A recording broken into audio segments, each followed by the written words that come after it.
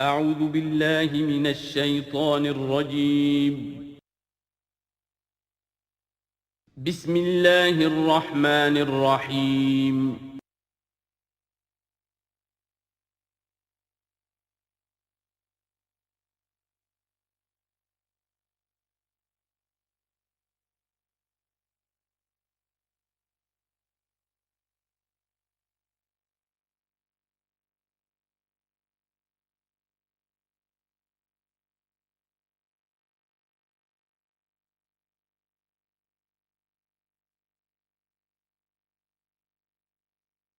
اذا جاءك المنافقون قالوا نشهد انك لرسول الله والله يعلم انك لرسوله والله يشهد ان المنافقين لكاذبون اتخذوا ايمانهم جنة فصدوا عن سبيل الله انهم ساء ما كانوا يعملون ذلك بانهم آمنوا ثم كفروا فطبع على قلوبهم فهم لا يفقهون صدق الله العظيم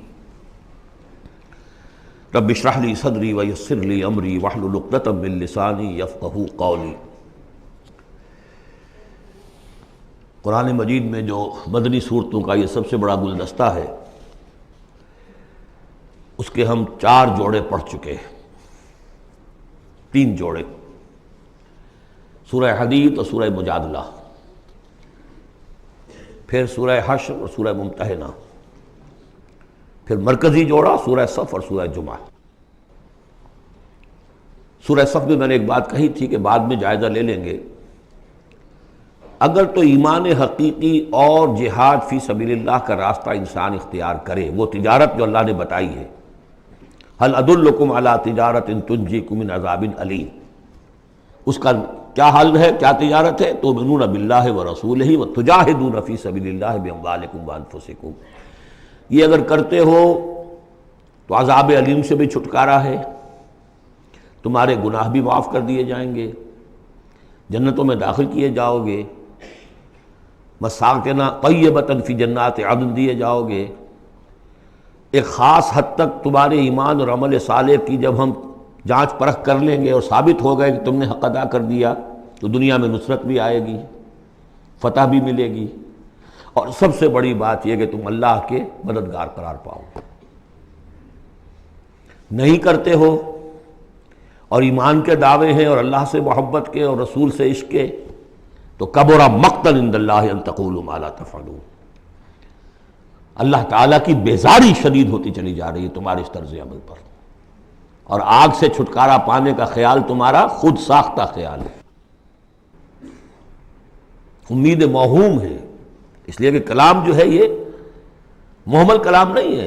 هل ادلکم علی تجارت تنجیکم من عذاب علیم، وہ تجارت تمہیں بتائی جائے جو عذاب علیم سے چھٹکارا دلا دے، وہ نہیں کرتے ہو اور چھٹکارا ہو گیا تو پھر یہ کلام غلط ثابت ہو گیا، پھر یہ کلام محمل ہے، بے معنی ہے۔ کرتے ہو تو سب کچھ ہے، اس کو کہتے ہیں ہماری فزیولوجی میں آل اور نن لا، وہ چیز ہوگی تو پوری ہوگی، نہیں ہوگی تو زیرو ہو جائے گی، پرسنٹیج نہیں ہے بیچ میں۔ مسلز کے بارے میں یہ والنٹری مسلز جو ہوتے ہیں، ان کی کنٹریکشن جو ہوتی ہے آل اور نن، اگر تو سٹیمولس پورا مل جائے گا تو پوری کنٹریکشن ہوگی، اور اگر وہ سٹیمولس جو ہے کم ہے تو بالکل نہیں ہلے گا وہ، یہ نہیں کہ وہ درمیان میں آل اور نن لا۔ اچھا، اس کے لیے جو آدمی چاہیے کیسے ٹرین کرنا، کیسے تیار کرنا، وہ سورۃ جمعہ۔ اب یہ جو دوسرا، بلکہ کہنا چاہیے کہ جو چوتھا جوڑا آ رہا ہے، اس میں ایک تو ترتیب آپ الٹی دیکھ رہے ہیں، پہلے آ رہی ہے وہ سورت جس میں کہ تسبیح کا ذکر نہیں ہے، بعد میں آئے گی سورہ تغابن جس میں تسبیح کا ذکر ہے۔ دوسری بات یہ کہ یہاں نفاق کا تذکرہ ہے اور سورہ تغابن میں ایمان حقیقی پر جامع ترین سورت ہے۔ میں نے آپ کو پہلے ہی بتایا تھا کہ وہ مباحث، اب نفاق کی جو بحثیں آئی ہیں سورہ نساء اور سورہ توبہ کا تو اکثر حصہ اس پر مشتمل ہے، اور بھی تقریباً تمام مدنی صورتوں کے اندر وہ ذکر موجود ہے، کہیں ذرا ڈھکا چھپا ہے جیسے سورہ بقرہ میں، کہیں کھلم کھلا ہے، اعلانیہ ہے۔ اسی طریقے سے ایمان کی بحثیں تو پوری مکی قرآن میں پھیلی ہوئی ہیں، اور اس کے بلکہ اور خلاصے نکال نکال کر بہترین جو ہے مدنی قرآن میں بھی لکھ دیے گئے ہیں، آیات الآیات ہے، آیت الکرسی ہے۔ لیکن ایک خلاصہ 11 آیتوں پر مشتمل نفاق کی حقیقت پر یہ سورہ منافقون، یہ منفی ہے، مثبت شے کیا ہے؟ ایمان۔ 18 آیتوں پر مشتمل جامع ترین سورت قرآن حکیم کی ایمان کے موضوع پر سورۃ تغابن۔ نفاق کے بارے میں چند باتیں سمجھ لیجئے جو اگرچہ پہلی بحث میں بہت آ چکی ہیں، لیکن آج پھر میں بتا دینا چاہتا ہوں۔ نفاق کی دو قسمیں، ایک وہ شخص جو شعوری طور پر دھوکہ دینے کے لیے ایمان لایا، وہ شروع ہی سے منافق ہے، ایک دن بھی اسے ایمان کی لذت نصیب ہوئی نہیں۔ سورہ آل عمران میں اس کی مثال موجود ہے، سازش کی، صبح کو ایمان لاؤ، شام کو مرتد ہو جانا، تاکہ یہ اسلام کی جو ساکھ بن گئی ہے، گڈ ول بن گئی ہے، یہ ختم ہو جائے۔ تو ظاہر بات ہے جیسے کہ فرمایا گیا سورہ مائدہ میں وَقَدْ دَخَلُوا بِالْكُفْرِ وَهُمْ قَدْ خَرَجُوا بِهِ، وہ کفر کے ساتھ ہی داخل ہوئے تھے اور کفر کے ساتھ ہی نکل گئے، ان پہ ایک لمحہ بھی ایمان حقیقی کا آیا ہی نہیں۔ یہ بہت کم لوگ تھے اس قسم کے منافق۔ اصل منافق جو وہ کون تھا؟ دعوت آئی، دعوت نے قبول، دل نے قبول کیا، بات ٹھیک ہے، صحیح بات ہے، چلو پیش قدمی کرو، لیکن تھے کم ہمت، بزدل، تھڑ دلے۔ اب ظاہر بات ہے یہ دعوت تھی انقلابی دعوت، انقلابی دعوت میں تصادم کے مراحل آتے ہیں، اور وہاں جو ہے تکلیفیں، آزمائشیں، مصیبتیں، ایثار مال، بذل نفس، یہاں تک کہ وہ مرحلہ بھی آ سکتا ہے کہ نقد جان ہتھیلی پر رکھو اور میدان میں آ جاؤ۔ اب جو ذرا کمزور لوگ تھے ان کی ٹانگیں ذرا ہلنی شروع ہوئی، کپ کپی۔ پہلا مرحلہ یہ ہوا ان میں کہ انہوں نے اپنی قصور کو ماننا، ہم سے خطا ہو گئی، غلطی ہوئی۔ یہ سورہ توبہ میں پڑھ چکے ہیں، خلطوا عملا صالحا وآخر سیئا۔ اب یہ ہے کہ کسی وقت اچھے کام بھی کر رہے ہیں، کسی وقت کوئی برا کام بھی کر دیا، کبھی کوئی لبیک بھی کہہ دیا، کبھی کہیں کھسک گئے، لیکن اپنی غلطی مان لی کہ حضور ہم سے غلطی ہوئی، ہم کوئی جھوٹا بہانہ نہیں بناتے، آپ جو سزا چاہیں دے لیں، ہم حاضر ہیں۔ اس درجے کو کہیں گے ضعف ایمان، یہ نفاق نہیں ہے، ضعف ایمان۔ اگلا درجہ آتا ہے جب آدمی کی جو جھوٹی عزت نفس ہے، اخذت العزت بالاسم، وہ جھوٹی عزت نفس اسے کہتی کب تک مانو گے اپنی خطائیں، تو جھوٹا بہانہ کر دیا کرو، یہ تھا مسئلہ، وہ تھا مسئلہ، یوں تھا، ایسا تھا، خدا کی قسم نہیں۔ وہ تیسرا مرحلہ آئے، جھوٹا بہانہ جہاں شروع کیا نفاق شروع ہو۔ لہذا منافقین کے ضمن میں ہمیشہ آپ کذب کذب کذب اس کو دیکھیں گے۔ اگلا مرحلہ آیا، انہوں نے دیکھا کہ یہ تو اب ہماری قسم، ہم جو بہانہ بناتے ہیں تو لوگ مسکراتے ہیں، کچھ وہ سمجھتے ہیں کہ یہ جھوٹا بہانہ بنا رہا ہے، لہذا قسمیں کھا کر مؤکد کیا اپنی قسموں سے۔ یہ سیکنڈ سٹیج میں ٹی وی آ گئی، نفاق کی T V in second stage, جھوٹا بہانہ فرسٹ سٹیج، جھوٹی قسم سیکنڈ سٹیج۔ ایک عرصہ آتا ہے کہ اس کے بعد اس پر بھی اعتماد لوگوں کا اٹھ جاتا ہے، تو اب ان کے اندر ایک شدید قسم کا ریئیکشن پیدا ہوتا ہے، ایمان اور اہل ایمان کی دشمنی پیدا ہو جاتی ہے، اور یہ دشمنی سب سے زیادہ ٹارگٹ کرتی ہے قائد کو۔ اس نے ہمارے لیے ساری مصیبت کھڑی کر دی، ہم آرام سے اپنے مدینے میں آباد تھے، رہ رہے تھے، یہ آ گیا، اس نے آ کر یہ سارا جو ہے معاملہ ہمارے لیے، بھائی کو بھائی سے جدا کر دیا، خاندانوں میں رفت پیدا کر دی۔ اب ہماری دوستیاں تھیں ان سے اوس اور خزرج کی دوستیاں تھیں، ان تمام یہودی قبائل سے ہمارے وہ سارے حلیفی تعلقات ٹوٹ گئے، تو وہ ساری دشمنی جو ہے اب یہ عداوت بن جاتی ہے اہل ایمان کی، اور خاص طور پر اہل ایمان کے قائد جو اس وقت کون تھے؟ محمد رسول اللہ۔ دس از دی تھرڈ سٹیج۔ یہ ٹی بی کی وہ تھرڈ سٹیج ہے جو پہلے کبھی ہو جاتی تھی تو ہم سمجھتے تھے کہ اب یہ لا علاج ہے۔ یہ ہے نفاق کی اصل حقیقت۔ اسی لیے اس وقت جو لوگ کسی تحریکی تصور سے آشنا ہی نہیں، انقلابی تصور دین ان کے سامنے آیا ہی نہیں، وہ منافق نہیں ہو سکتا، وہ ضعیف الایمان آدمی ہے۔ لیکن جو شخص ایک مرتبہ کسی تحریک کو، انقلابی تحریک کو قبول کر کے آگے آ جائے، اب وہ منافق ہو جائے گا اگر وہ ٹھیک نہیں چلتا ہے۔ یہ بات میری جو ہے آج پلے باندھ لیجئے۔ عام اس وقت مسلمان منافق نہیں، انہیں پتہ ہی نہیں کہ دین کا تصور یہ ہے، دین کا یہ مطلب ہے، مولویوں نے سمجھایا ہی نہیں۔ دین کا نام ہے نماز، روزہ، اور لیلۃ القدر مل گئی تو بیڑا پار، ساری زندگی کے سارے گناہ معاف۔ انہیں تو یہ تصور دیے گئے، حج کرائے تو پاک ہو کے آ گئے، عمرہ کیا تو پاک ہو کے آ گئے، باقی یہ کہ تم جس طرح چاہو کماؤ۔ لہذا وہ بھی چاہ رہے، وہ منافق نہیں ہے، وہ ضعیف الایمان ہے، جو بھی ہے وہ اللہ تعالیٰ جو معاملہ ان سے کرے۔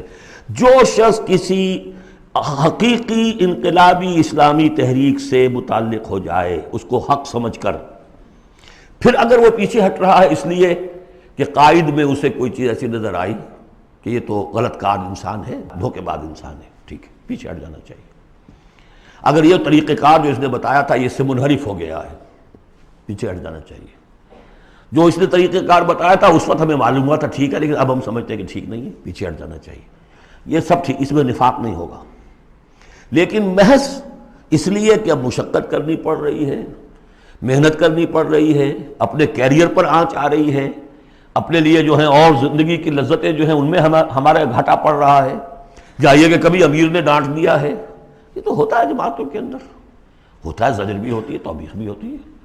حضور نے یہاں تک بھی کہا کہ میرا جی چاہتا ہے کہ جو لوگ نہیں آتے فجر کی نماز میں کسی اور کو یہاں پر امام بنا کر کھڑا کر دوں اور جا کر ان کے گھروں کو آگ لگا دوں، یہ بھی تو کہا ہے محمد رسول اللہ صلی اللہ علیہ وسلم۔ تو بہرحال اس وجہ سے اگر کوئی پیچھے ہٹا تو وہ اس پروسیس میں آ جائے گا، اس کو اچھی طرح سمجھ لینا چاہیے۔ بسم اللہ الرحمن الرحیم، اذا جاءک المنافقون قالوا نشهد انک لرسول اللہ۔ اے نبی جب آپ کے پاس آتے ہیں منافق اور وہ کہتے ہیں کہ ہم گواہی دیتے ہیں، ہم کہتے ہیں، ہم اقرار کر رہے ہیں کہ آپ اللہ کے رسول ہیں، واللہ یعلم انک لرسول، اللہ جانتا ہے کہ آپ اس کے رسول ہیں، اللہ سے بڑھ کر اور کون جانتا ہے کہ آپ اللہ کے رسول ہیں، لیکن واللہ یشہد ان المنافقین لکاذبون، اللہ گواہی دیتا ہے کہ یہ منافق جھوٹے ہیں، یہ دل سے بات نہیں کہہ رہے۔ اتخذوا ایمانہم جنۃ، پہلی سٹیج کاذبون کے حوالے سے یہ جھوٹے ہیں، نفاق کی پہلی سٹیج۔ پھر انہوں نے اپنی قسموں کو ڈھال بنا لیا، اتخذوا ایمانہم جنۃ فصدوا عن سبیل اللہ، انہوں نے اپنی قسموں کو ڈھال بنا کر اور اللہ کے راستے سے رک گئے۔ خدا کی قسم یہ مسئلہ تھا، میں اس لیے نہیں جا سکا، میری بیوی بیمار تھی، کوئی دیکھنے بھالنے والا نہیں تھا۔ انہم ساء ما کانوا یعملون، یہ بہت ہی برا کام ہے جو کر رہے ہیں۔ ذالک بانہم آمنوا ثم کفروا، یہ وہ لوگ ہیں جو ایمان لا کر کافر ہوئے ہیں، یہ وہ لوگ نہیں ہیں جو دھوکے ہی سے ایمان میں داخل ہوئے تھے۔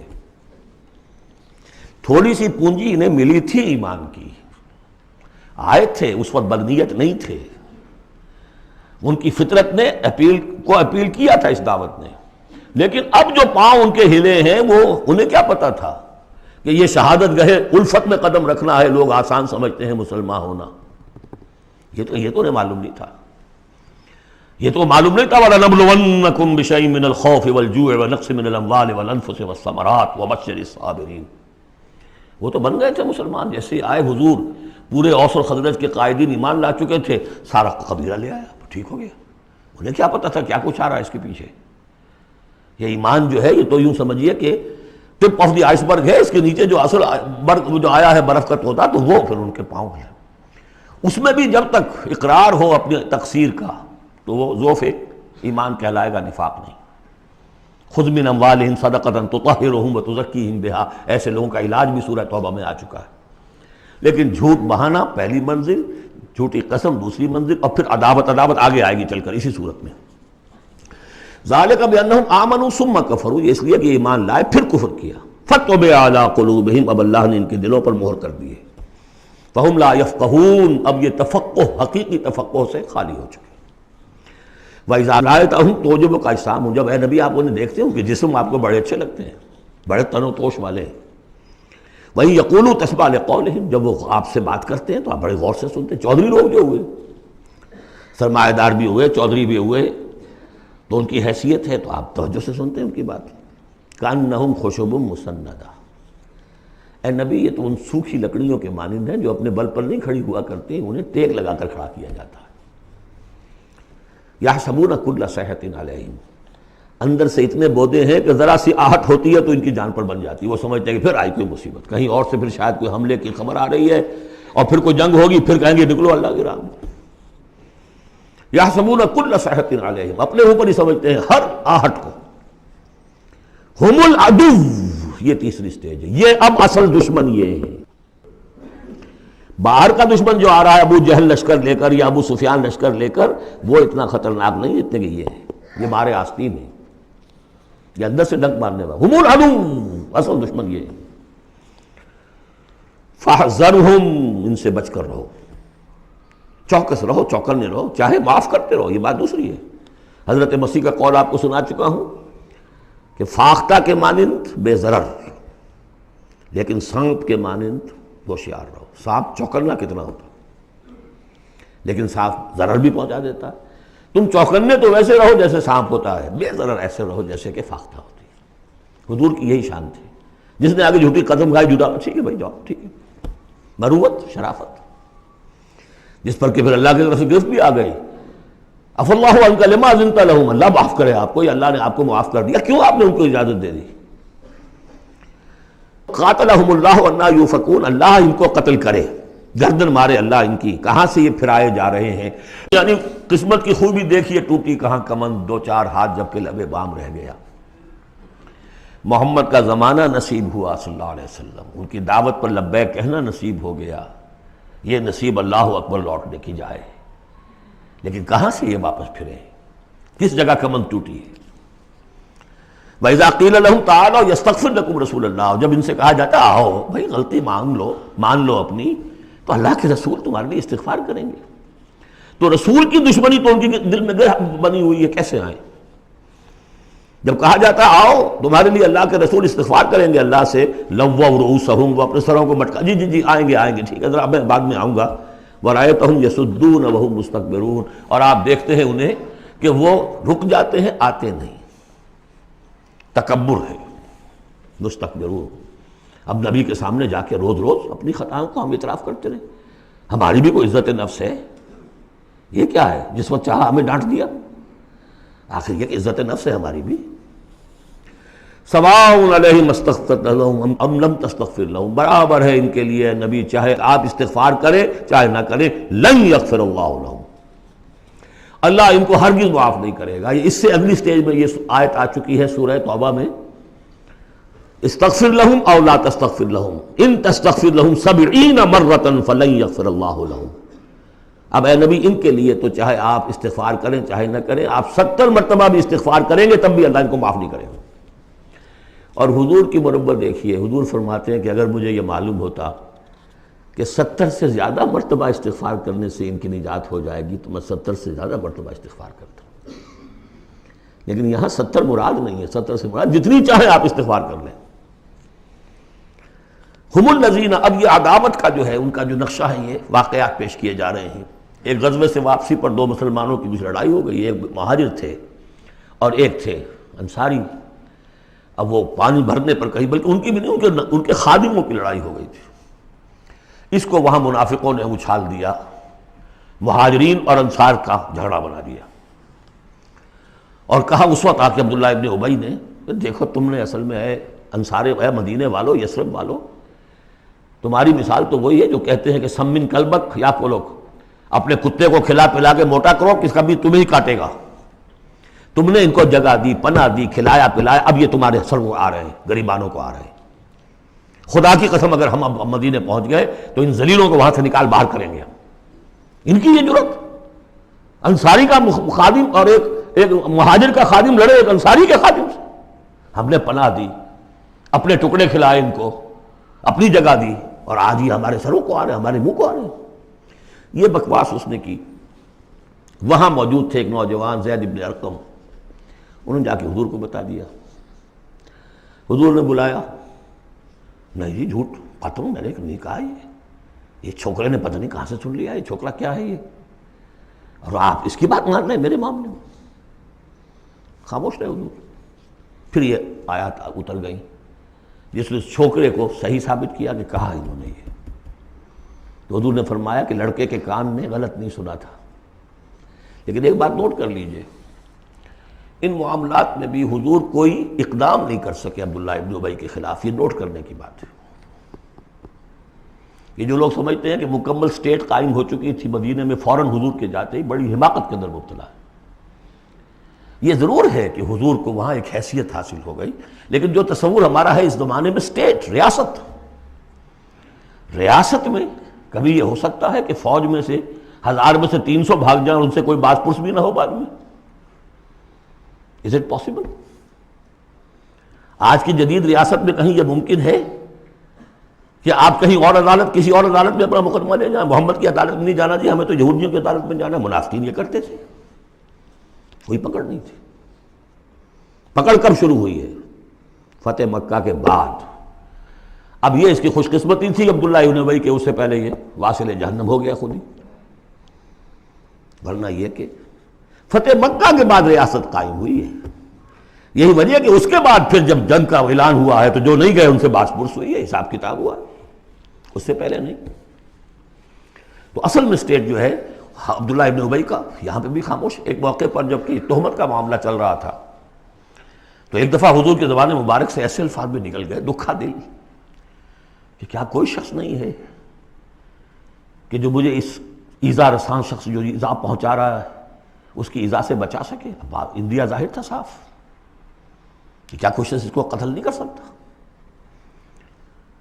اب واقعات مختلف آتے ہیں۔ ایک واقعے میں تو یہاں تک آتا ہے کہ سعد ابن معاذ موجود تھے، انہوں نے کہا کہ حضور آپ مجھے حکم دیجئے میں قتل کرتا ہوں اس کو۔ سعد ابن عبادہ تھے، وہ خزرج میں سے تھے، وہ فوراً تم یہ اس لیے کہہ رہے ہو کہ وہ خزرج کا آدمی ہے۔ تو معلوم یہ ہوا کہ وہ جو قبائلی عصبیتیں تھیں کسی نہ کسی درجے میں ابھی موجود تھیں، ایک دن میں صاف نہیں ہوتی یہ چیزیں۔ پھر حضرت سعد ابن عبادہ کہتے ہیں حضور سے، حضور اس شخص کے معاملے میں نرمی کیجئے، اصل میں اس شخص کو ہم بادشاہ بنانے کا فیصلہ کر چکے تھے، اس کے لیے ہم تاج تیار کر چکے تھے، آپ آئے تو اس کے سارے خواب جو ہیں وہ بکھر گئے۔ اس کا ایک طرز عمل ہے، لیکن یہ کہ اس کا اثر ہے ہمارے قبیلے میں۔ حکمت اور مصلحت کا تقاضا یہ ہے کہ اس کے خلاف اقدام نہ کیا جائے۔ یہ بات سمجھ میں، ابھی ریاست اس درجے کی نہیں تھی کہ ان تمام چیزوں کو بالکل، ان مصلحتوں کو بالکل نظر انداز کرتے ہوئے جو قدم چاہے اٹھا دیں، یہ نہیں۔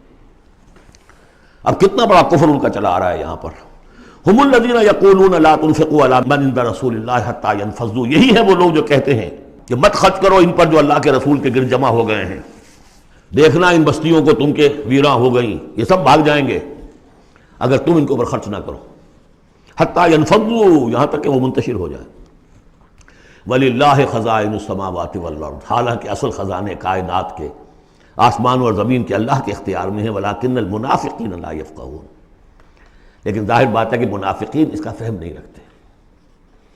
يَقُولُونَ لَئِن رَجَعْنَا إِلَى الْمَدِينَةِ لَيُخْرِجَنَّ الْأَعَزُّ مِنْهَا الْأَذَلَّ، اور وہ کہتے ہیں اگر ہم مدینے لوٹ گئے، اب چونکہ فوج واپس آ رہی تھی ایک جنگ سے، اب جب مدینے پہنچ جائیں گے تو لازماً جو عزت والے ہیں نکال باہر کریں گے ان ذلیلوں کو، اور ذلیل سے مطلب کمزور، ذلیل کا مطلب جو ہے وہ ہماری زبان میں جو ہوتا ہے کمینہ وہ نہیں ہے، ان کو ہم نکال باہر کریں گے۔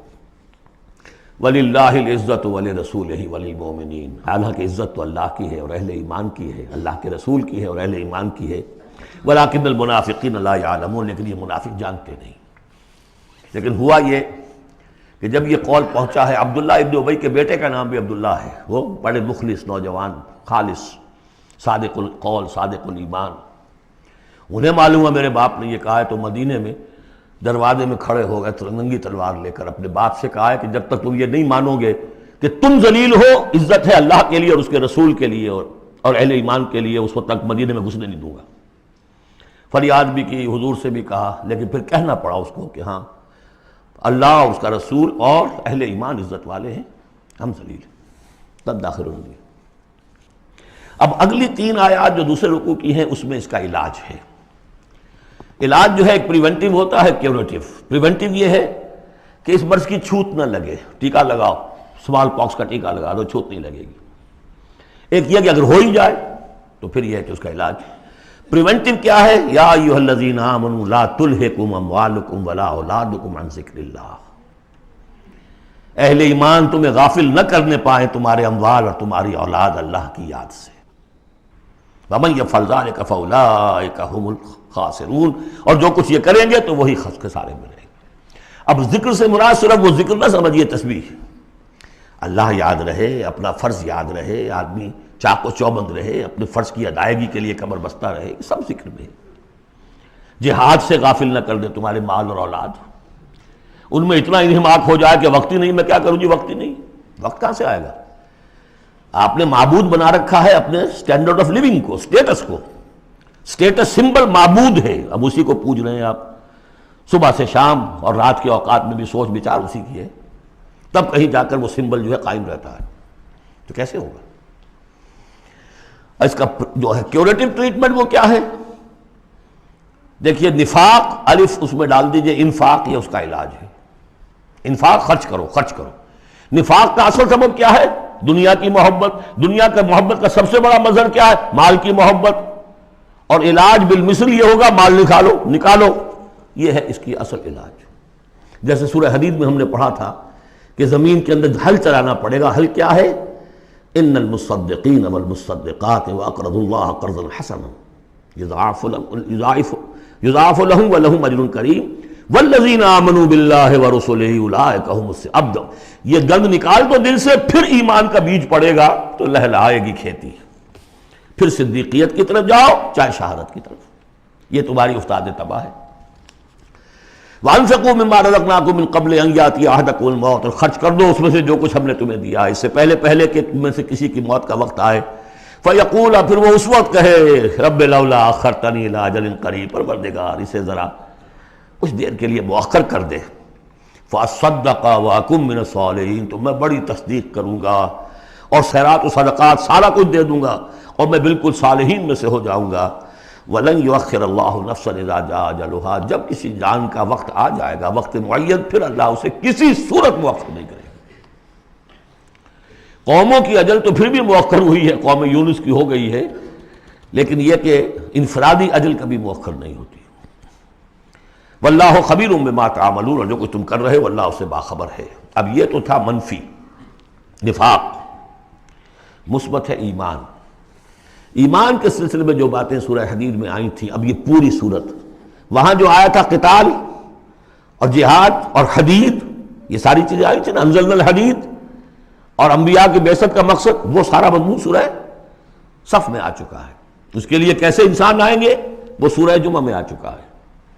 سورہ حدید میں بھی آیا تھا هو الذی ينزل علی عبدہ آیات بینات لیخرجکم من الظلمات الی النور، وہی ہے اللہ جو نازل کر رہا ہے اپنے بندے پر آیات بینات تاکہ وہ نکالے تمہیں اندھیروں سے روشنی کی طرف. لیکن سورہ تغابن میں ایمانی مباحث اور یہ جامع ترین صورت ہے. لیکن ایک بات یہ ہے کہ سورہ حدید کے بعد نمبر 2 میں سمجھتا ہوں کہ یہ سورہ مبارکہ بھی اللہ نے مجھے عطا کی. اس کے اسرار و رموز، اس کا نظم اس قدر واضح اللہ کے فضل و کرم سے ہے. آپ بھی نوٹ کر لیجئے، اس میں صرف اشارات ہو سکتے ہیں. 2 رکوع ہیں، 10 آیتیں اور 8 آیتیں. پہلے رکوع کی 10 آیتوں میں 7 آیتوں میں نریشن ہے ایمان کی، ایمان یہ ہے یہ ہے یہ ہے یہ ہے، اور 3 آیتوں میں بڑی زوردار دعوت ہے، پس لاؤ ایمان، مانو ان باتوں. دوسرے رکوع کی 8 آیتوں میں سے پہلے 3 میں ایمان کے ثمرات بیان ہوئے، پہلے 5 میں. ایمان حقیقی اگر ہے تو اس کا یہ ثمرہ ہے، یہ ثمرہ ہے، یہ ثمرہ ہے. اس درخت میں اگر آم کا درخت صحت مند ہے تو آم لگتے ہیں کہ نہیں؟ تو ایمان کا درخت صحت مند ہے اگر، تو اس میں کوئی ثمرات لگیں گے، کوئی پھل لگیں گے کہ نہیں؟ یا ٹھنڈی ہے؟ تو وہ درخت، وہ پھل کون سے ہیں؟ کچھ داخلی پھل ہیں جو انسان کے اندر کھلتے ہیں پھول، کوئی باہر ہیں جو ظاہر ہوتے ہیں. اور پھر آخر میں 3 آیتوں میں زوردار دعوت ہے کہ ان تقاضوں کو پورا کرو. بسم اللہ الرحمن الرحیم. یسبح للہ ما فی السماوات و ما فی الارض.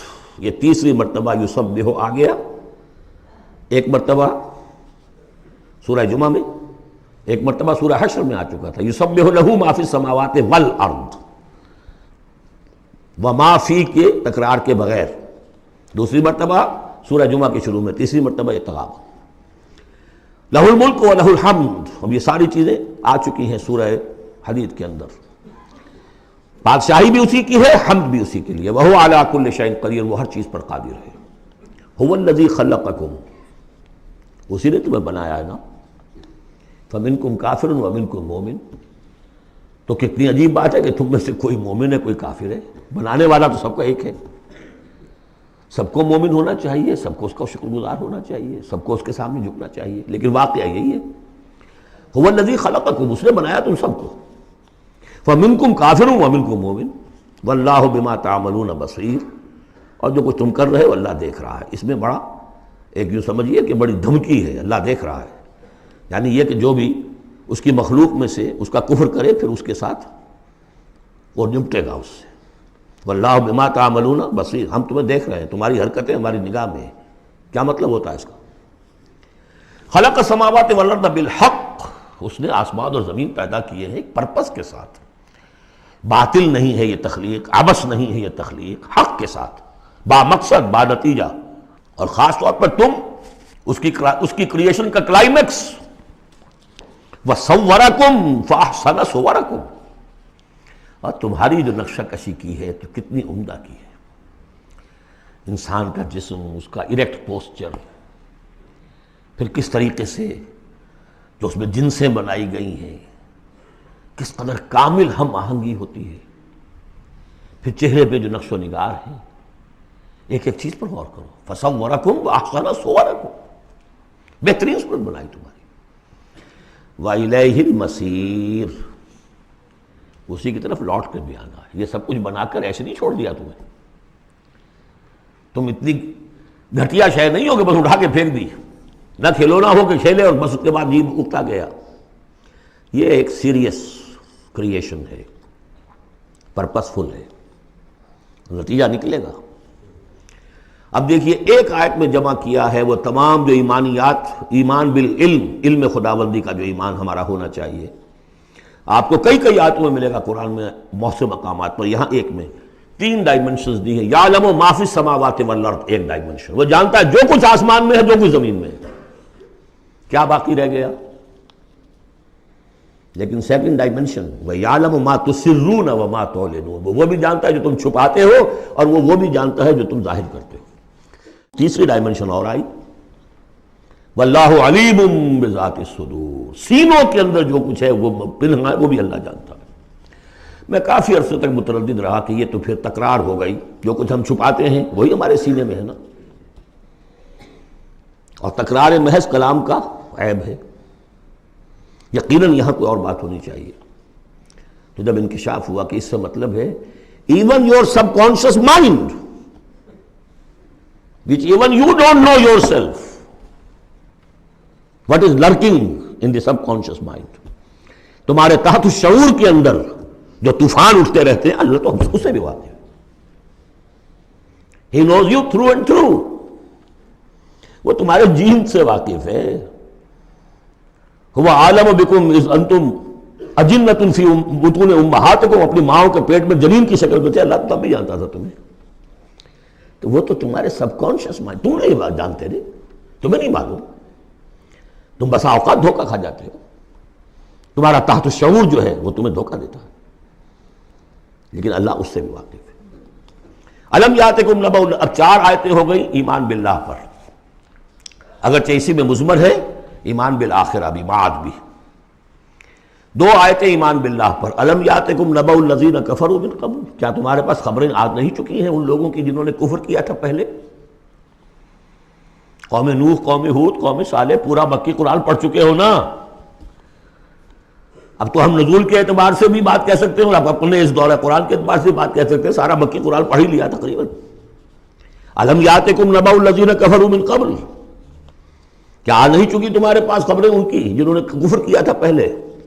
اب اس کا تجزیہ کیا ہے، فذاقوا وبال امرہم، انہوں نے اپنے معاملے کی سزا چکھ لی، دنیا میں ہلاک کر دی گئی، وَلَهُمْ عَذَابٌ عَلِيمٌ، اور ابھی ان کے لیے عذاب علیم منتظر بھی ہے، ابھی تو عالم برزخ میں ہے نا، عذاب علیم جو آخرت کا ہے وہ تو ابھی منتظر ہے، اعد اللہ لہم عذابا علیما، اللہ تیار کر کے رکھا ہوا ہے۔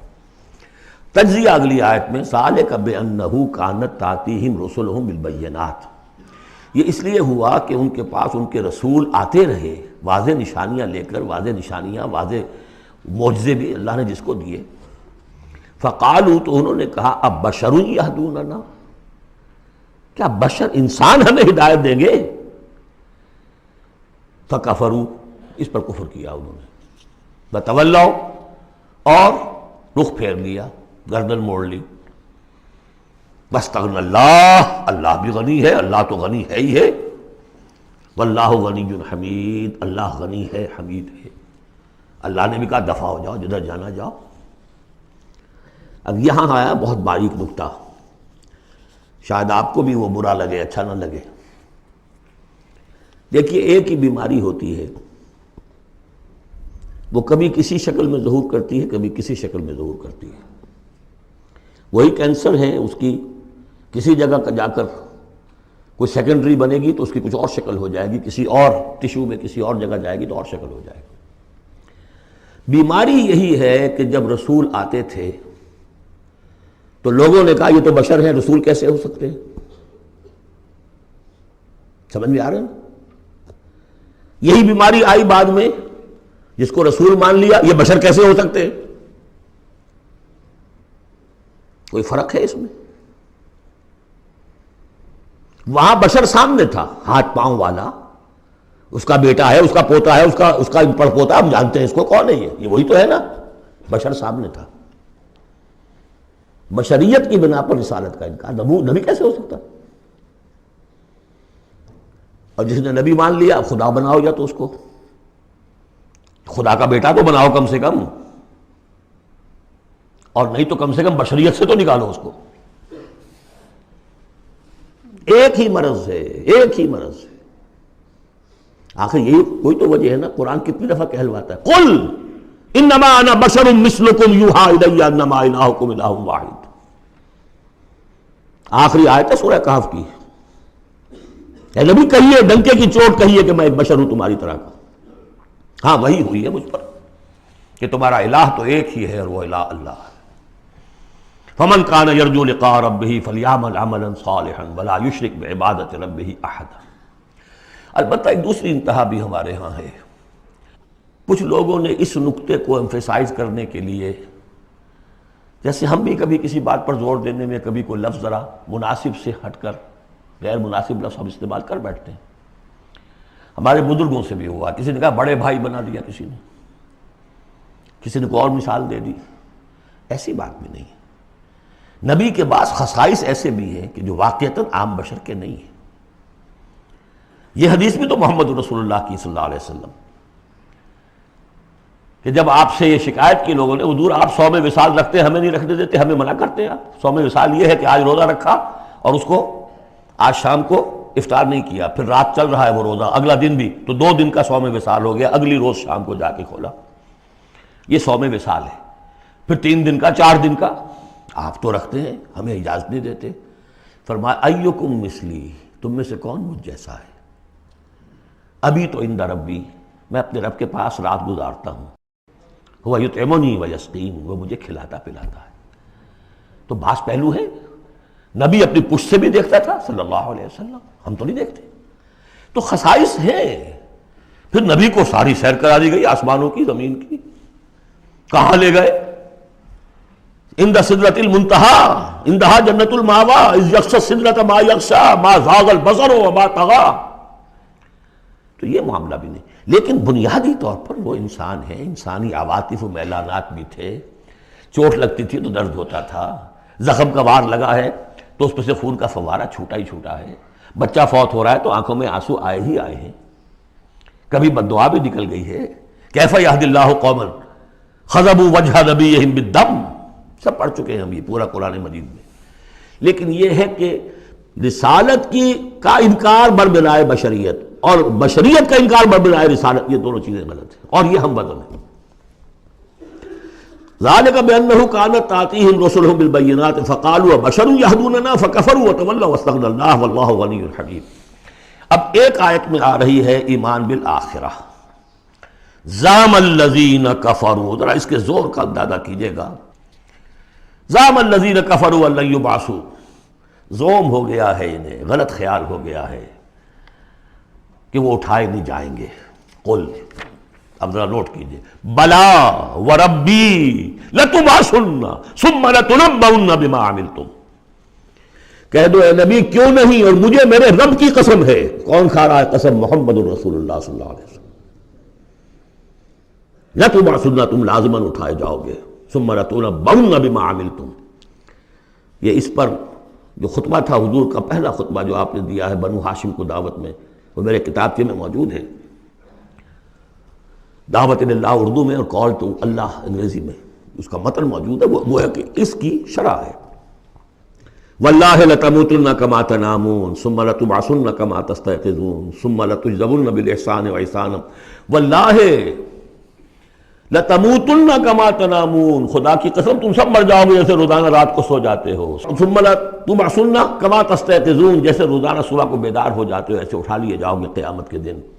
ثُمَّ لَتُحْسَبُنَّ بِمَا تَعْمَلُونَ، پھر تمہارا حساب کتاب لیا جائے گا جو تم نے عمل کیا ہے. ثُمَّ لَتُجْزَوُنَّ بِالْإِحْسَانِ إِحْسَانًا وَبِالسُّوءِ سُوءًا، پھر بدلہ ملے گا بھلائی کا بدلہ برائی کا بدلہ. وَإِنَّهَا لَجَنَّةٌ أَبَدًا أَوْ لَنَارٌ أَبَدًا. قُلْ بَلَىٰ وَرَبِّي لَتُبْعَثُنَّ ثُمَّ لَتُنَبَّؤُنَّ بِمَا عَمِلْتُمْ وَذَٰلِكَ عَلَى اللَّهِ يَسِيرٌ، اور یہ اللہ پر بہت آسان ہے. 7 آیتیں پوری ہو گئیں. 4 ذات و صفات، 2 رسالت، 1 آخرت. اب سنیے فَآمِنُوا بِاللَّهِ، یہ فا بہت اہم ہے یہاں پر. بس ایمان لاؤ اللہ پر اور اس کے رسول پر. وَالنُّورِ الَّذِي أَنزَلْنَا، اس نور پر جو ہم نے نازل فرمایا. وَاللَّهُ بِمَا تَعْمَلُونَ خَبِيرٌ، جو کچھ تم کر رہے ہو اللہ اسے باخبر ہے. اب یہاں دیکھیے ریورس ہو جائے گا آرڈر، ریشو پروپورشن. اب یہاں ایک آیت میں اللہ اور اس کے رسول کا ذکر آ گیا، اور اس میں بھی واللہ بما تعملون خبیر کے اندر آخرت کا ذکر ہے. اللہ باخبر ہے، تو اللہ کے پاس یہ ساری خبریں اس نے رکھی ہوئی ہیں. کوئی ریسرچ، کوئی تھیسس لکھنا ہے اس کو تمہیں سزا دینے کے لیے. لیکن اب 2 آیتیں آ رہی ہیں شاندار آخرت کے لیے. یوم یجمعکم لیوم الجمع ذالک یوم التغابن، جس دن کے وہ جمع کرے گا تمہیں اس جمع ہونے والے دن، وہ ہے ہار اور جیت کے فیصلے کا دن. جو اس روز جیتا وہ جیت گیا، جو اس روز ہارا وہ ہار گیا. یہ دنیا کی ہار اور جیت کیا ہے؟ کچھ بھی نہیں. ایک ڈرامے کے اندر کوئی جیت گیا کوئی ہار گیا، نہ وہ جیت ہے اور نہ یہ ہار ہے. اصل جیتا وہ جو وہاں جیتا، اصل ہارا وہ جو وہاں ہارا. ذالک یوم التغابن، وہ ہے ہار اور جیت کے فیصلے کا دن. ومن یؤمن باللہ، جیت کس کی ہوگی؟ جو ایمان لائے اللہ پر، ویعمل صالحا، اور عمل کرے اچھے. اس کی تفصیل کچھ آگے آ جائے گی کیا کیا عمل کرنے ہیں. یکفر عنہ سیئاتہ، اللہ تعالیٰ اس سے اس کی برائیوں کو دور کر دے گا. ویدخلہ جنات تجری من تحتہا الانہار، اور ان باغات میں داخل کرے گا جن کے دامن میں ندیاں بہتی ہوں گی. خالدین فیہا ابدا، وہ رہیں گے اس میں ہمیشہ ہمیش. ذالک الفوز العظیم، یہ ہے بڑی کامیابی. والذین کفروا وکذبوا بآیاتنا اولئک اصحاب النار خالدین فیہا، اور جو لوگ انکار کریں گے اور تکذیب کریں گے ہماری آیات کی، وہ ہوں گے جہنمی اور رہیں گے اس میں ہمیشہ ہمیش. وبئس المصیر، اور یہ برا ٹھکانہ ہے. 10 آیات میں ایمانیات ثلاثہ کی بہترین جامع ترین تعبیر، تجزیہ اور ایک زوردار دعوت ایمان. فآمنوا باللہ ورسولہ. اب جو 8 آیات ہیں 5 میں اب ثمرات ایمانی. پہلا ثمرہ کیا ہے؟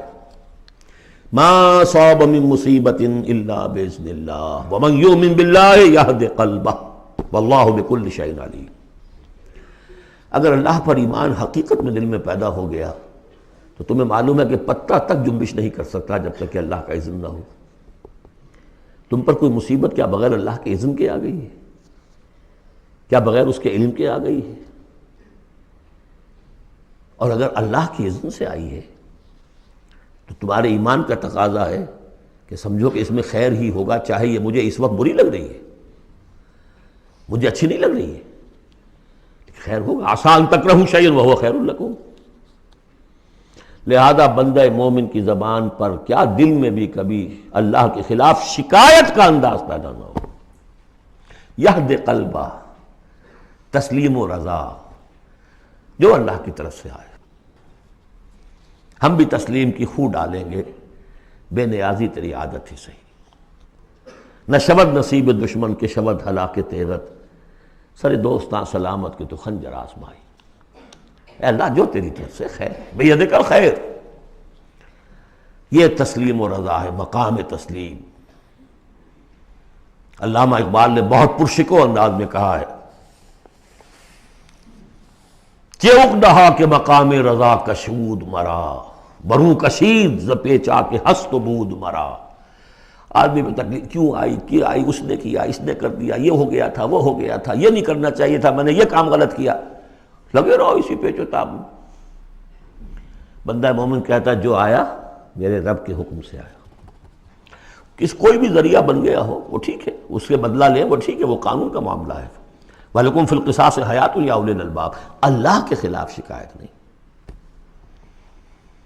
بنو کثیر نے پیچا کہ ہست بود مرا، یہ ہے، یہ تھا، یہ کیوں ہو گیا، یہ کیسے ہو گیا، اس سارے چکر سے مجھے نکال لیا۔ کس چیز نے نکال لیا؟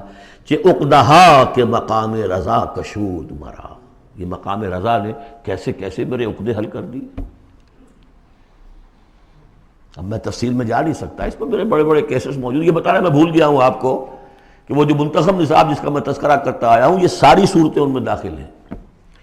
یہ اس کا چوتھا حصہ جو تھا سورہ صف، سورہ جمعہ، سورہ تغابن، سورہ منافقون، اور یہ سورہ تغابن دوسرے حصے کی صورت ہے، یہ ایمان کی حقیقت پر۔ سورہ فاتحہ، سورہ آل عمران کی آخری آیات، سورہ نور کی آیات نور، اور پھر یہ تغابن۔ تو پہلا ہے نتیجہ تسلیم و رضا۔ دوسرا نتیجہ، یہ تو اندر نکلا نا، دل کے اندر احساسات ہیں، یہ پھول اندر کھلتا ہے، باہر نظر نہیں آتا۔ باہر نظر آنے والا بڑا پھول کیا ہے؟ وَأَطِیعُوا اللَّهَ وَأَطِیعُوا الرَّسُولَ فَإِن تَوَلَّیْتُمْ فَإِنَّمَا عَلَىٰ رَسُولِنَا الْبَلَاغُ الْمُبِینُ۔ اطاعت کرو اللہ کی اور اطاعت کرو رسول کی، پھر اگر تم پیٹھ موڑ لو گے تو جان لو کہ ہمارے رسول پر سوائے صاف صاف پہنچا دینے کی کوئی ذمہ داری نہیں،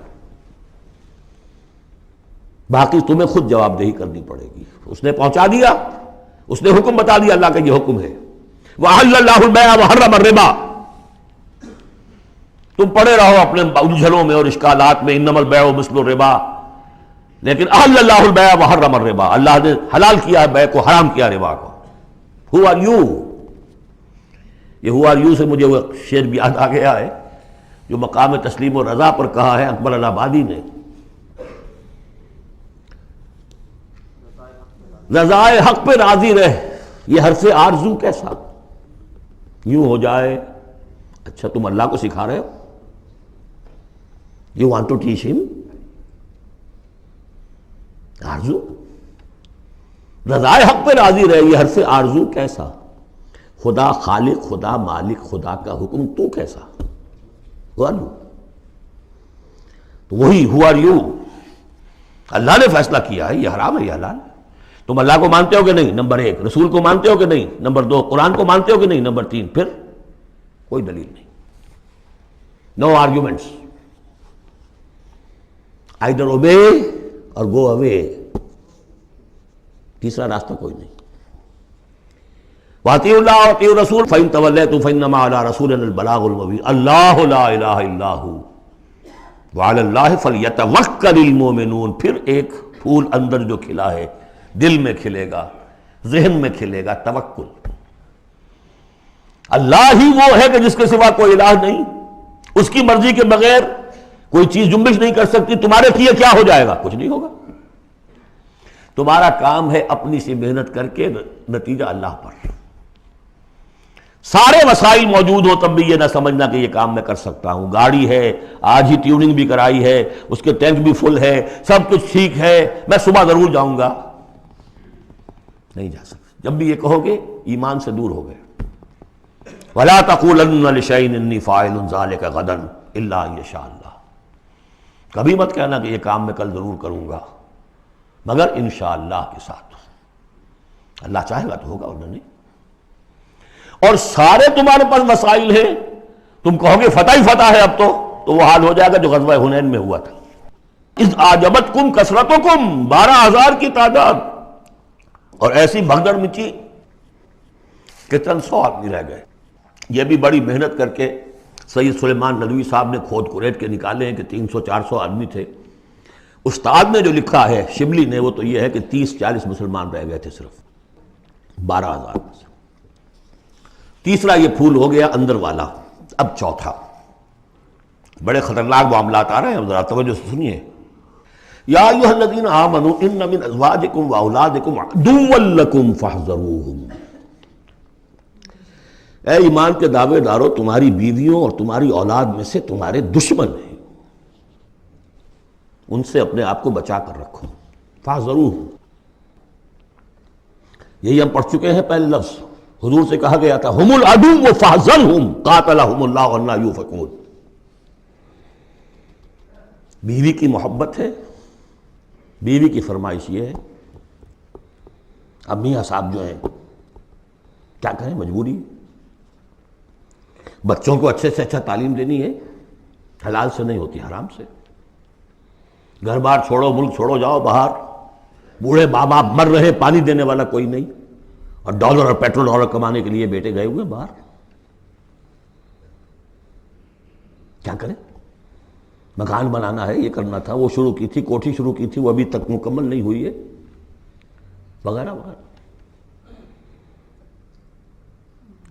اور کہیں اگر اللہ نے توفیق دے دی ہے دین کی طرف بڑھنے کی اور کام کرنے کی، تو سب سے پہلے تو آڑے آتی ہے عام طور پر بیوی۔ دماغ خراب ہوا آپ کا، وہ بھی تو بڑا دیندار ہے، آپ سے زیادہ لمبی داڑھی ہے اس کے، وہ تو ساری رشوتیں بھی لیتا ہے اور یہ بھی کرتا ہے وہ بھی کرتا ہے، آپ ہی بڑے دیندار بن کر آ گئے۔ ناشتے پہلے ہوتے تھے پراٹھوں کے اور انڈوں کے، اور اب مل رہی ہے سوکھی روٹی، ظاہر بات ریزنٹمنٹ تو ہوگی۔ ان من ازواجکم واولادکم عدوا لکم فاحذروہ، یہ بالکل الٹی باتیں ہیں ہمارے تصورات کے بالکل برعکس۔ انقلابی تحریک کے اعتبار سے 100% ہر چیز فٹ بیٹھتی ہے، وہ تصور نہ ہو تو یہ ساری باتیں جو ہیں یہ ایسی منتشر ہو جاتی ہیں، انمل بے جوڑ سی ہیں۔ یا ایھا الذین آمنوا ان من ازواجکم واولادکم عدوا لکم فاحذروہم، لیکن اس کے ساتھ ہی دیکھیے بیلنس کیا ہے، اور یہ میرے نزدیک قرآن مجید کے اعجاز کا ایک بہت اہم مقام ہے، جہاں ایک طرف یہ بتا دیا چوکس رہو، چوکنے رہو، سانپ کی طرح ہوشیار رہو، بیوی اور اولاد کی محبت تم سے کوئی غلط کام نہ کرا دے، لیکن یہ بھی نہیں کہ گھر کو آپ میدان جنگ بنا لیں، بلکہ معاف کرو، بخش دو، ساتھ یہ بھی ہے بیلنس کا ہے۔ وَإِن تَعْفُوا وَتَصْفَحُوا وَتَغْفِرُوا، 3 الفاظ آ رہے ہم معنی، اگرچہ معنی مختلف ہے۔ عفو کہتے ہیں کسی کو ڈھیل دینا، داڑھی کے لیے بھی آیا ہے حدیث میں اعفوا اللحیٰ، داڑھیاں چھوڑو، داڑھیوں کو بڑھاؤ۔ عفو کے معنی ایک تو پکڑ لیا فوراً چھوڑو، ڈھیل دو۔ تصفحوا، کبھی کبھی ایسا بھی ہو کہ کوئی غلطی ان کی دیکھی اور ذرا دیکھی اندیکھی کر دی، چہرہ اپنا پھیر لیا، اسے پتہ ہی نہ چلے کہ دیکھا ہے، ابا جان نے دیکھا ہے یا شوہر نے دیکھا ہے، کیونکہ ہر بات پر پکڑیں گے اگر آپ تو ضد بھی پیدا ہو جائے گی، کسی وقت جو ہے ایک نیگیٹو سائیکالوجی ڈیولپ ہو جائے گی۔ تغفروا، بخش دینا، یعنی جیسے کہ مغفر جو ہے سر کو ڈھانپ لیتا ہے، ڈھانپ دینا ان کی غلطی کو۔ وَإِن تَعْفُوا وَتَصْفَحُوا وَتَغْفِرُوا فَإِنَّ اللَّهَ غَفُورٌ رَحِيمٌ، تو اللہ بھی تو غفور اور رحیم ہے نا۔ تم چاہتے ہو کہ نہیں، جیسے سورہ نور میں آیا تھا کہ اے ابو بکر تم نے اپنے اس بھانجے یا اپنے عزیز مصطح کا جو ہے جو مدد کرتے تھے روک دیا ہے، کیا تم نہیں چاہتے کہ اللہ تمہیں معاف کرے؟ اگر تم چاہتے ہو اللہ تمہیں معاف کرے، تم بھی اس کو معاف کرو۔ وَإِن تَعْفُوا وَتَصْفَحُوا وَتَغْفِرُوا فَإِنَّ اللَّهَ غَفُورٌ رَحِيمٌ۔ اب یہ آ گیا، دیکھیے پہلے ایک انڈیویجول، ایک مرد مومن، اس کی زندگی میں 2 پھول اندر کھلے، ایک باہر والا پھول جو ہے وہ گوبھی کا پھول ہے بہت بڑا، اندر والا ہے تسلیم و رضا، توکل، اور باہر والا جو ہے اطیعوا اللہ واطیعوا الرسول، وہ تو ظاہر بات ہے کہ پورے دین کے اوپر جو ہے وہ اب محیط ہو گیا، جو بھی حکم ہے۔ لیکن اب اس کے بعد ایک فرد کے گرد سب سے پہلا حلقہ کیا ہے؟ اس کی اولاد، اس کا گھر۔ ان من ازواجکم واولادکم عدوا لکم، یہ تمہارا ایٹیچیوڈ ہونا چاہیے اپنے گھر میں۔ ایک طرف تو وہ جو طبعی محبتیں اللہ نے ڈالی ہوئی ہیں، کہیں وہ تم سے تمہاری منزل کھوٹی نہ کرا دیں، کہیں دین کے راستے پر بڑھنے سے رکاوٹ نہ بن جائے، ہوشیار رہو، فاحذروہم، ان سے بچو۔ لیکن ساتھ ہی ہے کہ گھر کی فضا کے اندر عفو، درگزر۔ دوسرا انما اموالکم واولادکم فتنہ، جان لو تمہارے مال اور تمہاری اولاد تمہارے لیے فتنہ ہے، اسی پر تو ہم آزما رہے ہیں تمہیں۔ زین للناس حب الشہوات من النساء والبنین والقناطیر المقنطرۃ من الذهب والفضة والخیل المسومۃ والانعام والحرث، یاد ہے کہ نہیں سورہ آل عمران کی آیت؟ اللہ نے یہ محبتیں ڈالی ہیں، کبھی تو امتحان ہے، آزمائش ہے، یہ محبتیں ہی نہ ہو تو سب کے سبھی اللہ کے بندے بن جائیں۔ دیکھنا تو یہی ہے کہ تم کس کس چیز کو، کس کس ریزسٹنس کو، کس کس ہرڈل کو عبور کر کے آ سکتے ہو ہمارے پاس۔ انہی پتھروں پہ ہو کر اگر آ سکو تو آؤ، میرے گھر کے راستے میں کوئی کہکشاں نہیں ہے۔ جنت جو ہے وہ بہت ناپسندیدہ چیزوں سے گھیر دی گئی ہے، تو یہ مال اولاد یہ تمہارے لیے فتنہ ہے، جانچے جا رہے۔ اولاد کو کیا بنانے کی فکر کی تھی تم نے؟ بندہ مومن بنانے کی فکر کی تھی یا ایک پیسہ کمانے والی مشین بنانے کی فکر کی تھی؟ اور اچھی طرح جان لیجئے کسی شخص کے دل میں ایمان کتنا ہے اس کا اصل انڈیکس وہ یہ ہے کہ وہ اپنی اولاد کو کیا بنا رہا ہے. اس نے خود کتنا ہی بہروپ جو ہے وہ بنا بیٹھا ہو بہت بڑا عالم دین اور مسند نشین اور بہت بڑا صوفی اور بہت بڑا مرشد، لیکن یہ دیکھیے اس نے اپنی اولاد کو کیا بنانے کی کوشش کی ہے. اس کا اصل جو باطن ہے وہ وہاں نظر آئے گا، ویلیوز جو اس کے اندر ہیں وہ وہاں نظر آئیں گے. اب آئی تیسری بات، انما اموالکم واولادکم فتنہ واللہ عندہ اجر عظیم، اللہ ہی کے پاس اجر عظیم ہے. اولاد سے بھی تم یہ نہ سمجھنا کہ تمہارے بڑھاپے کا سہارا بن جائے گا، یہ بھی کچھ پتہ نہیں. کیا پتہ یہی اولاد بڑھاپے میں ٹھوکریں بھی مارے. ٹھوکریں اگر پاؤں سے نہیں ماریں گے زبان سے ماریں گے، سینہ تان کر کھڑے ہو کر کہیں گے، باتیں کریں گے، ابا جان کیا آپ باتیں کرتے ہیں، دقیانوسی باتیں آپ کرتے ہیں، زمانہ بدل گیا، آپ کو کیا معلوم. لیکن اب آ رہا خلاصہ، فاتقوا اللہ ما استطعتم واسمعوا واطیعوا وانفقوا خیرا لانفسکم. اللہ کا تقوی اختیار حد امکان تک، اور سنو اور اطاعت کرو، سنو اور اطاعت کرو. اطیعوا الرسول تو پہلے آ چکا تھا، یہاں یہ کیوں کہا گیا ہے سوچا کبھی آپ نے؟ اس لیے کہ رسول کی اطاعت، رسول کے زمانے میں رسول کے امیر جس کو مقرر کیا اس کی اطاعت بھی تھی کہ نہیں؟ من اطاعنی فقد اطاع اللہ ومن عصانی فقد عصى اللہ ومن اطاع امیری فقد اطاعنی ومن عصى امیری فقد عصانی. غزوہ احد میں اصل جو معصیت ہوئی تھی، نافرمانی ہوئی تھی، وہ کمانڈر کی ہوئی تھی، جہاں سے کہ تیر انداز ان کے حکم کے باوجود، روکنے کے باوجود چلے گئے تھے. کیسے سزا دی اللہ نے. پھر حضور کے زمانے میں تو حضور تھے، آئندہ کون ہوں گے؟ کوئی اللہ کا بندہ ہوگا جو پھر کھڑا ہو، من انصاری اللہ، جو دین کا ہی کام کرنے کے لیے داعی کھڑے ہوئے ہیں، دعوتیں ہیں. حسن البنا شہید کھڑے ہوئے، مولانا مودودی کھڑے ہوئے، مولانا الیاس صاحب کھڑے ہوئے، پچھلی صدیوں میں سید احمد بریلوی کھڑے ہوئے، لوگ کھڑے ہوتے رہیں گے. من انصاری اللہ، کون ہے جو میرے ساتھ ہاتھ بٹائے؟ اب آپ دیکھیے اس زمانے میں کون ہے، قبول کیجئے. فاسمعوا واطیعوا، پھر اس کا حکم سنیے اور مانیے. ڈسپلن پارٹی، ورنہ کیا ہوگا؟ کچھ بھی نہیں. عید آزاداں شکوہ ملک و دین اور عید محکومہ ہجوم مومنین. یہ 30 لاکھ کا ہجوم مومنین ہے جو حج میں ہوتا ہے. اگر یہ جماعت ایک ہوتی کسی ایک امیر کے نیچے 30 لاکھ کی، ایک امیر، عظیم الشان انقلاب. وانفقوا، اور خرچ کرو، خیرا لانفسکم، یہی تمہارے لیے، خود اپنے لیے بہتر ہے، لگا دو جو بھی کچھ دیا ہے. وہی دیکھیے جہاں پہ سورہ حدید، آمنوا باللہ ورسولہ وانفقوا مما جعلکم مستخلفین فیہ فالذین آمنوا منکم وانفقوا لہم اجر کبیر ومن یوق شح نفسہ فاولئک ھم المفلحون. اور جو اپنی جی کے لالچ سے بچا لیے گئے، بخل سے نجات پا گئے، وہی ہیں کہ جو اصل میں فلاح، آخری فلاح کو پہنچیں گے. ان تقرضوا اللہ قرضا حسنا، اگر تم اللہ کو قرض حسن دو، یضاعف لکم، وہ تو اس کو تمہارے لیے دگنا کرے گا، چوگنا کرے گا، 700 گنا کرے گا. ویغفر لکم، اور تمہیں بخش دے گا. واللہ شکور حلیم، اللہ شکور بھی ہے، حلیم بھی ہے. شکور اتنا ہے کہ تم جو بھی کچھ کرتے ہو قدر کرتا ہے کہ میرے بندے نے یہ کیا میرے لیے. اور حلیم اتنا ہے کہ تم نہیں بھی دیتے تو فوراً تمہاری گردن نہیں ناپتا. حلیم التبع ہے. عالم الغیب والشہادہ، وہ جاننے والا ہے کھلے اور چھپے کا، تمہارے سامنے جو کچھ ہے وہ بھی اور جو تم سے غائب ہے اس کا بھی. العزیز الحکیم، یہ وہ صورت تھی جس کے شروع میں العزیز الحکیم نہیں آیا تھا، یہاں اختتام پر آ گیا. وہ العزیز ہے الحکیم. بارک اللہ لی ولکم فی القرآن العظیم ونفعنی وإیاکم بالآیات والذکر الحکیم.